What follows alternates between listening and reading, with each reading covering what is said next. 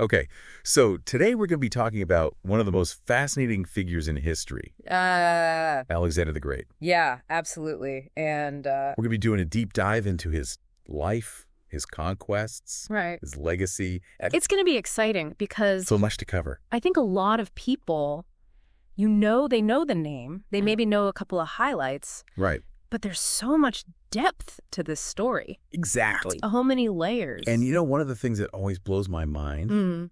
is just this fact that he never lost a battle.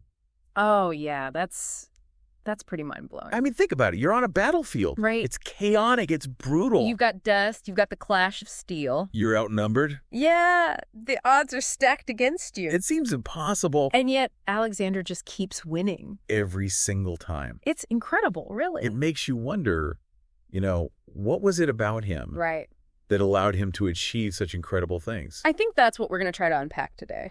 Yeah, because we're not just talking about a few small victories here and there. Yeah, no. We're talking about an empire. The largest empire the world had ever seen up to that point. Exactly. And it wasn't just about conquering land. Right. It was about spreading culture ideas. Yeah. Greek culture, specifically. His impact is still felt today, centuries later. That's the thing about history. It's not just about dates and names. Right. It's about the ripple effects these individuals have on the world. Absolutely. So let's dive into this story. Let's do it. Let's go all the way back to the beginning. Okay. To his birth in 356 BCE. In Macedonia. Macedonia. A kingdom known for its fierce warriors. And its constant warfare.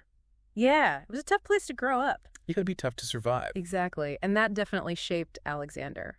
But it wasn't just the environment. Right. His lineage was also crucial. Absolutely. His father, King Philip II. Oh, yeah. He was a major figure in his own right. A brilliant military strategist. He transformed the Macedonian army. He introduced the sarissa, for example. That super long spear. Yeah, it gave his infantry a huge advantage in battle. And then you have his mother, Olympias.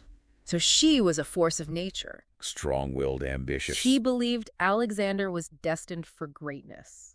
Divine destiny. Yeah, and she instilled that belief in him from a young age. It's amazing to think how that shaped his self-perception. Oh, definitely. That kind of conviction can really fuel someone's ambition. And then there are all these legends surrounding his birth. Oh, yeah. That's right. Like the Temple of Artemis burning down on the same day he was born. The priests saw it as a sign of a powerful force entering the world. Incredible. Whether those stories are true or not, Right. they definitely added to the mystique around him. I mean, it's like something out of a myth. And even beyond the legends, Mm-hmm. his actual childhood was pretty remarkable. Oh, yeah. Like taming Bucephalus. That wild horse that no one else could handle. He did it at 10 years old. 10 years old, and imagine that. I mean, it just shows you the kind of determination he had. It was a sign of things to come. And then at 13, he starts studying with Aristotle. One of the greatest philosophers of all time. I mean, what an education. And Aristotle taught him about strategy. Science, poetry, politics. Everything you can think of. It's amazing to think how those lessons might have influenced his later decisions. Yeah, how they might have shaped his thinking. And then get this, at 16, he's already ruling Macedonia. While his father's away on campaign. 16 years old, imagine the responsibility. It's crazy. It just shows you how much his father trusted him. And how prepared he was for leadership. All of this was happening against the backdrop of King Philip's grand ambition. His dream of conquering the Persian Empire. Which was a huge undertaking. It was a massive empire. Wealthy, powerful. But Philip had been laying the groundwork. Building up his army, making alliances. He was getting ready for a major confrontation. And then in 336 BCE, everything changes. Philip is assassinated. At his daughter's wedding, no less. Mm-hmm. A moment of complete shock and chaos. Alexander is suddenly thrust onto the throne. He's only 20 years old. Imagine the pressure. I mean, people doubted him. They thought he was too young, too inexperienced. There were rebellions threats from neighboring kingdoms. It would have been easy for him to crumble. But he didn't. He acted decisively. He crushed the rebellions. He consolidated his power. He showed everyone he was in control. It was a real turning point. Yeah, it established his authority. And it set the stage for his incredible conquests. He was ready to take on the Persian Empire? And it wasn't just about fulfilling his father's dream. No, it was about something more. It was about creating a new world order. A world where Greek culture and ideas would flourish. So with an army of around 40,000 men, Which was a lot, but still dwarfed by the Persian forces. he marched into Persia. It was a bold move. King Darius III, the Persian king. He must have thought Alexander was crazy. You mean the Persian army was massive? They had cavalry, they had war elephants, they had chariots.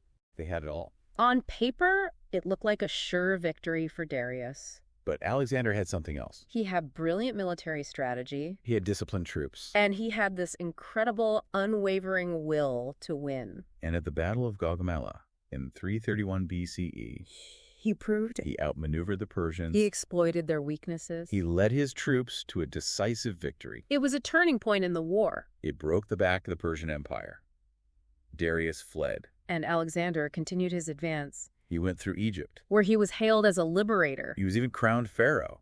Yeah. And then he pushed on eastward. Into Mesopotamia and beyond. It was an unprecedented feat of conquest. No one had ever done anything like it before. But as his empire grew, something changed. Yeah, the power started to get to him. He became paranoid. He started to see enemies everywhere. Even among his closest friends. He executed some of his most loyal officers. It's a tragic turn of events. Yeah, the absolute power really corrupted him. And then in 323 BCE, at the age of 32, he suddenly falls ill and dies. In Babylon. The circumstances of his death are still a mystery. Some say it was malaria.